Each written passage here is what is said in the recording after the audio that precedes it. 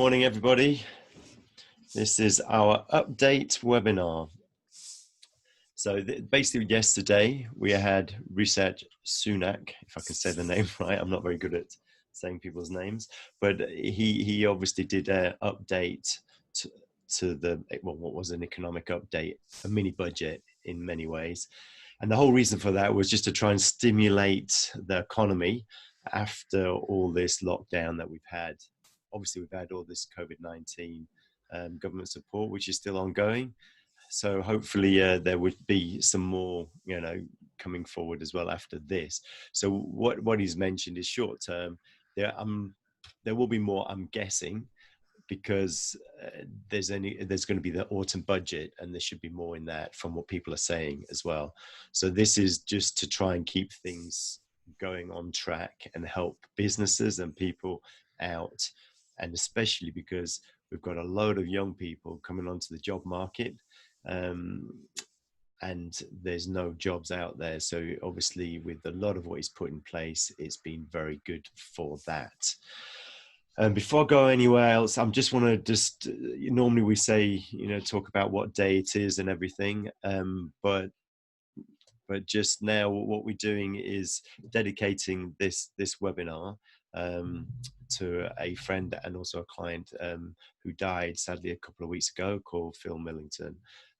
So our thoughts and prayers are with him and his family. So just as we carry on this, I am just going to share my screen. So if you bear with me.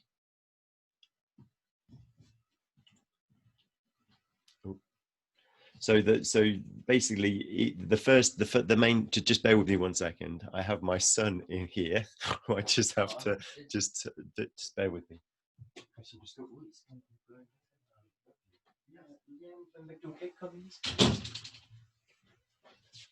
Sorry, that is the joys of working from home. Apologies for that. Just shows that we are all human. And so I'm just going to share this, my screen. It's basically, where am I? So I won't share my screen right now. So I'm just going to go through the basic stuff, and then I'll share it a bit later. So the main one is the job retention bonus. So we've got a job retention bonus. I will actually just try and do this because it makes it easier for you to see what I'm talking about.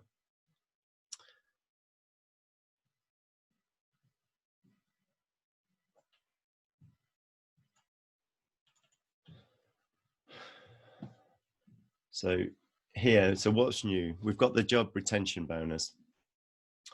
So of that, you've got £1,000 per employee brought back from furlough, and that has been kept on until January 2021. Now we've got a few questions on this. Steve will go into these once we've gone through that. And that will obviously come into effect, and the details will come into we'll see the details going forward. So we don't really know the full details at the moment. It looks like any employee coming back and earns at least 521 quid, £1 a month from November to January. Then there's the Kickstart scheme, and that's to create new jobs for the 16 to 24-year-olds.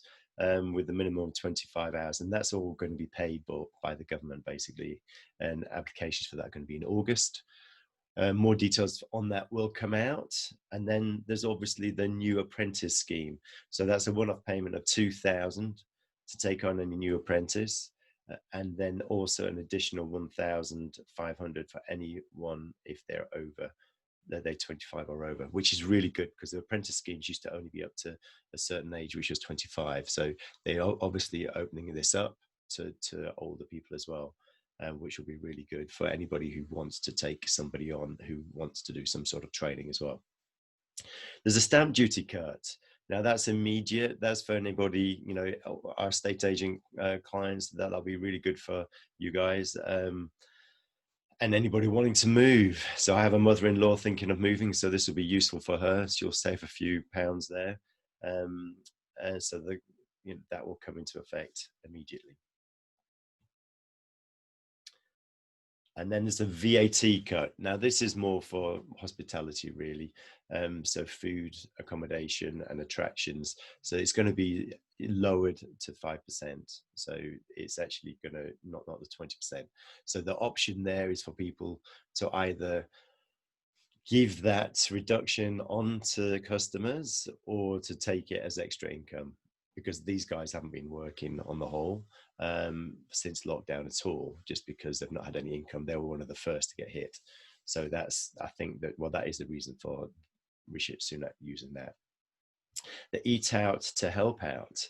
Now, this is a good one, 50% off. So you can all go to your nice restaurants between Monday and Wednesday and get 50% off, or £10 per person. The person or the restaurant will have to actually claim this back, and they can do it on a weekly basis from the government. Obviously, details on that have to come out as well, because everything's only just come out. And the Green Home Grant. Now, that's depending on your income. So it's up to 2/3 of what you basically pay out for 5,000, and then up to 10,000 if you're not as well off. And I understand that is the green is work on the home, but there could also be some work on rental properties as well. So the details on that to come as well. So those are the main items. Obviously, we also have Flexi Furlough started now in July.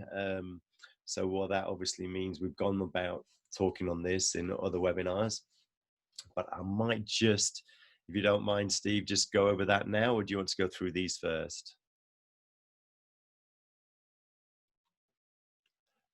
So you're on mute. Right. But I'm fine with either way. We've got a couple of questions coming in on chat as well, so we've obviously got a few things to cover here. So why don't we cover these then first, guys, and then we'll move on to just the Flexi Furlough, because it's just a recap, because I just want everybody to make sure that they're aware of all those. So what I'll do is I'll stop sharing, and then we'll answer some of these questions.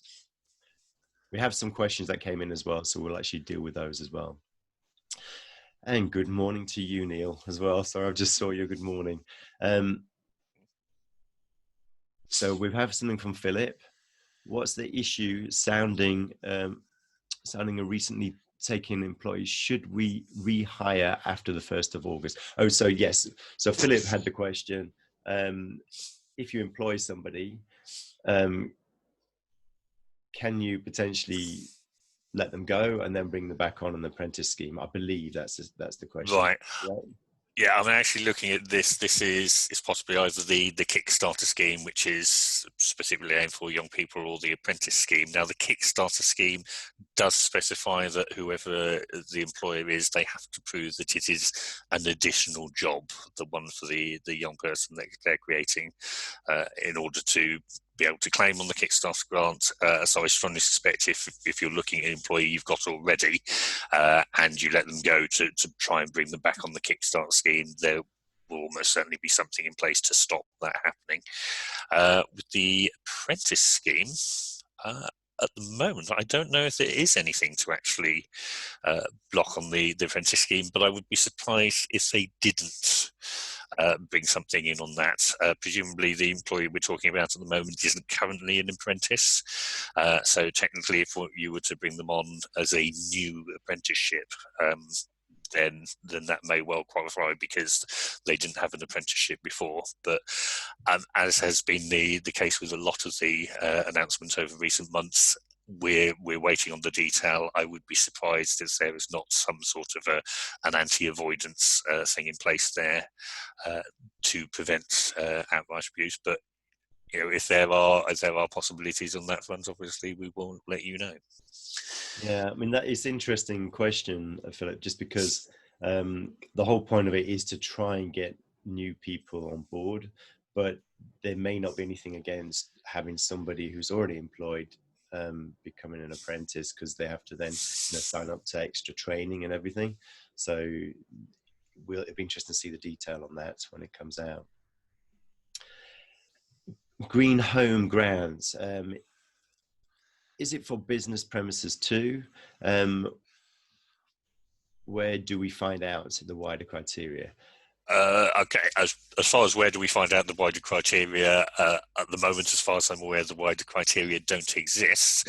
But what's been announced is it's trying to ensure the housing market has a green recovery, which implies it is for homes. But the eligible people are said to be homeowners and landowners. So there may be a possibility that business premises will become eligible at some point. And indeed, in places where people are operating their businesses from their home, there may be some crossover available there. But yes, as it stands, there are currently no wider criteria available. When they do become available, we will be letting people know. Does it cover solar or just installation? Again, at the moment, he's just announced that there is 2 billion available. I should imagine it will be anything that is considered green. So solar energy panels, insulation, anything that improves the green rating of the house, as it's covered on surveys these days. I should imagine will be eligible, but again, we've got to wait for the wider criteria to confirm that. But I would be very surprised if things like solar were not included in such an initiative. Yeah, Mark, I mean, I will. What we'll do is run a webinar and Neil, more on that once we have the details, because I'm very interested in that for my own home as well, because I always want to be greener. So I think that will be very interesting if it does include the green and any other type of things, as well as the insulation. So I think that will be something to work on. Just one note, there was, I mean, he said 2 billion, was it 2 billion for green home 2 grants? billion, yeah. But there was also a further 1 billion allocated to make the public buildings greener. So theoretically, I know, Neil, I don't know if you work often with public buildings, but you know, I know with the lighting and stuff, but it may be of interest to you, that as well. So the other questions, any other questions on these things for now? I have some extra ones that came in earlier. Nothing else in the chat at the moment. Okay.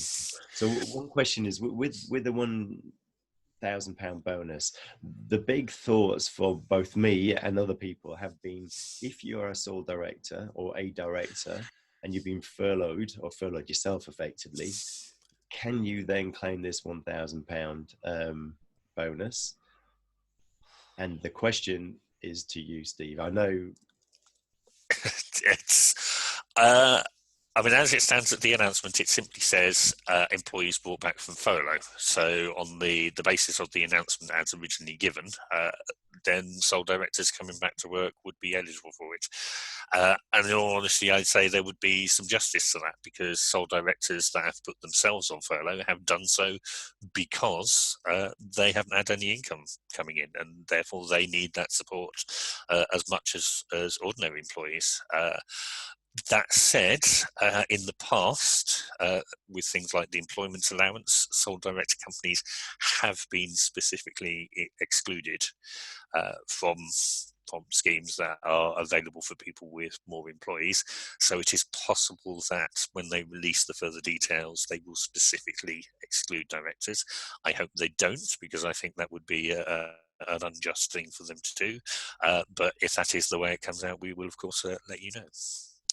I mean, my take on this £1,000 bonus, and listening to a lot of commentators today and yesterday, is that it's not going to stop anybody making somebody redundant if you don't need that position, because the cost of actually keeping somebody employed from November to January outweighs the £1,000. So what it seems to be, to me, is not to try and persuade you to keep them on, but it's a little bit of a extra grant that you get for the fact that you are actually employing, you know, and carry on trading after you've been furloughed, so when you weren't able to trade.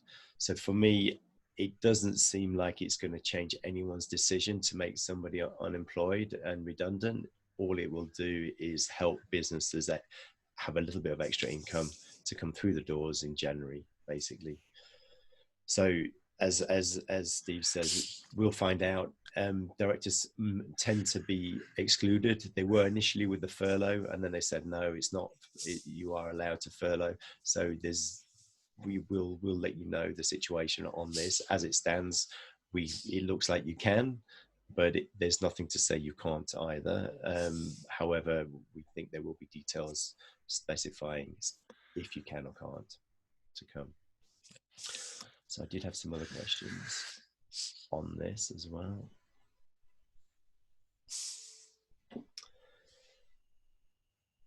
Will the bonus be taxed as income? That was you, Mark. Sorry.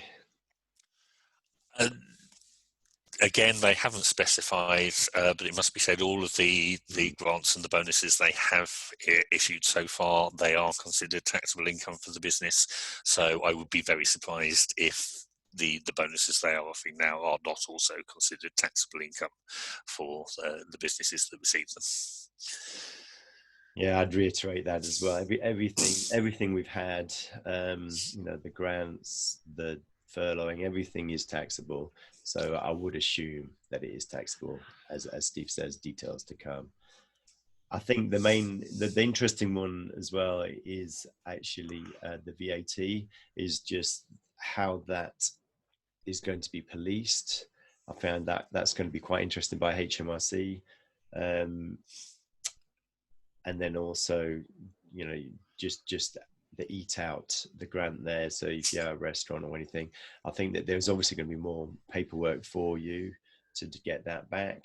But it is a really good thing to try and get people into premises between Monday and Wednesday when it's normally dead. However, most restaurants that I know tend to be shut on a Monday. So I don't know if they'll be reopening for Monday specifically for this or not in August. Have you got anything else to add on the Rishi Sunak's statement, Steve? Because I know you have more detail. Well, there's one thing I just note on the £1,000 bonus. You have to have the employees still with you in January. The bonuses themselves will be paid in February. So essentially, they are waiting to ensure that the employees are still around to the end of January before they will pay that.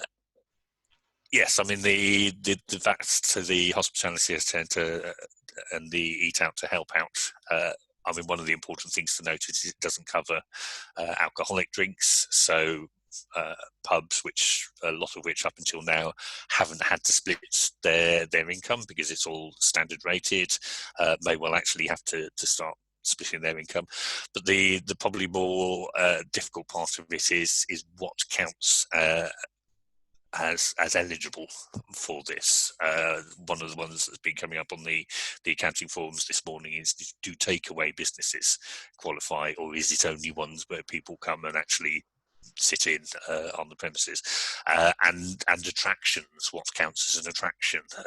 One accountant said, I've got a season ticket for a football match. Will that now be, will that be 5% rated going to the football? Does that count as an attraction? So yeah, we are waiting for, hopefully, to come fine detail on a lot of these things. Now, I know both of those are not going to be relevant to a large amount of our client base, but they are undoubtedly going to create a lot of interesting times for accountants in the near future. So what I'll do, if you don't mind, I'm just going to quickly recap over the Flexi Furlough, guys, just because I think it probably is important just to make sure that you're all aware of that. So the Flexi Furlough started in July. We have spoken about this in previous webinars. But just the brief ones, you can only do once a month now. It has to be claimed within 7 days, a minimum of 7 days. So you can do it by the hour as well. And then also, depending on obviously the number of hours that you do work, employees must be paid 100% of their hourly rate when they are working by you, and you'd have to pay all their NI and everything as well. But then what's happening again is another recap here. I'll go back to that after. But on the Flexi Furlough is in August, employers are going to have to pay NI and pension as well. But they'll still get the 80% as normal. So effectively, that means a 5% cost to the employer. Then from September, that's going to be lowered to 70%. So that's effectively going to be a 14% cost because the government is going to only pay that part, and you're going to have to pay the employer NI and employment pension and everything. Then October, it's lowered to 60% paid by the government and 20% by the employer, and effectively that's 23%. So this is of, you have to pay 20% of their salary, so they still get 80% of their salary, but you also then have to pay their NI and pension as well in both August, September, and October. So that's how the Flexi Furlough works. And then what's happening is it's obviously going to disappear. And then if you keep those people on, come January, you'll get a £1,000 bonus. So just to recap, if you are self-employed, you can actually claim for the next furlough but you have to be made by the 13th of July. So you have to do that shortly if you haven't done that already. So that's just an online form that you have to do, and it's just literally saying that you were affected by the coronavirus and the lockdown, and that it's going to impact you, and they give you a percentage of your profits that you actually allocated to your self-assessment for 18-19. And also just a final reminder that you can't furlough anyone that wasn't already furloughed by the 1st of July. So anybody who you haven't furloughed yet can't be furloughed going forward until October. So I hope that was helpful. If you have got any questions, just put them in the box, but I think we're probably done there. These are quite quick, bite-sized. So we try and make it as simple for you guys. There is more detail, and we'll sort of do more webinars on that as well. And also Steve will be putting blogs online for that. I will put this video on our website as well and on our YouTube channel, so you can see that or subscribe to it. And you're welcome to get anybody to view it as well. Obviously, we are looking for other people like yourselves just to work with, because we are trying to grow through this crisis as well, because we do realize it's going to impact clients as well, and we want to help as many people as we can. So please just let anybody know about us if you think they will find our services useful. So I don't know, have you got any final issues or that you need to bring up, Steve? No, just to note, say to a certain extent, my answers say we are waiting for more details. Once those more details appear, I will be doing a blog post and circulating that around people. So do keep an eye out. Once we have more detailed information, we will be sending that out. Well, I've just quickly. So just a quick one from Mark here. If I have claimed for July and get work at the end of the month, what happens basically? Right. When the furlough scheme started, there was no way of adjusting a furlough claim apart from doing a claim for less or more, depending on whatever you've made on the following month. There is now a system in place to allow you to amend your furlough claims later. So were that to happen, if you claim for the full month of July and then you end up actually having some work right at the end of the month, it is possible to make adjustments to claims now. So yeah, on the assumption we are doing the claims on your behalf, as we have been for the majority of our clients, let us know about that, and we can correct it when we're doing the next claim. Exactly. We'll just correct it in the next claim. So it's just a way of doing it. We do have to do that in other ways with VAT as well. Well, on that note, just apologies for my son coming in. He came in asking if he could have a slice of cake that my daughter had made. So his apologies again for that. Okay, well, thank you very much for joining us. I hope you have found this useful, and I look forward to our next one and you joining that as well. All right, take care and have a good weekend. Goodbye. Bye.